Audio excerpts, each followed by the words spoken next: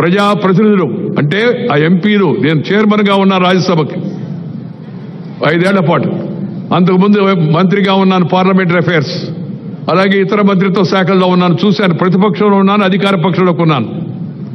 మనము మన ప్రవర్తన జనమంతా చూస్తూ ఉంటారు, అభినందిస్తూ ఉంటారు. నాకు పాత రోజులు బాగా గుర్తు. నేను యువకుడిగా అసెంబ్లీకి వచ్చినప్పుడు నేను జైపాల్ గారు మాట్లాడుతూ ఉంటే రాష్ట్రంలో ప్రతి ఒక్కరు కూడా సాయంత్రం 6 గంటల 15 నిమిషాలకి రేడియో పెట్టుకునేవాళ్ళు. అప్పుడు టీవీలు లేవు. విందాము ఏం చెప్పారు వీళ్ళని. నువ్వు కష్టపడితే మంచిగా జనం కోసం పనిచేస్తే నీ మంచి ప్రవర్తన బాగుంటే జనం దాన్ని ఆదరిస్తారు. అందుకు నేను సొంతంగా అనుభవం చెప్పాను. ఆ రాజకీయాన్ని ఇప్పుడు నేను ఇక్కడ చెప్పదలుచుకోలేదు. కానీ ఒక విషయం గమనించాలి. ఇప్పుడు ఇవాళ రాజకీయాల్లో ప్రమాణాలు తగ్గిపోతున్నాయి. జనానికి ఆందోళనగా ఉంది. శాసనసభలో, పార్లమెంట్లో ప్రమాణాలు తగ్గిపోతున్నాయి. ప్రజల యొక్క ప్రజా జీవనంలో ప్రమాణాలు తగ్గిపోతున్నాయి. అధికారుల స్థాయిలో, అనధికారుల స్థాయిలో ఈ ప్రమాణాలను మళ్ళా తిరిగి సరిదిద్దాల్సిన కర్తవ్యం మన అందరి పైన ఉందని చెప్పని ఈ శుభ సందర్భంగా నేను అందరికి కూడా మనవి చేస్తా ఉన్నాను.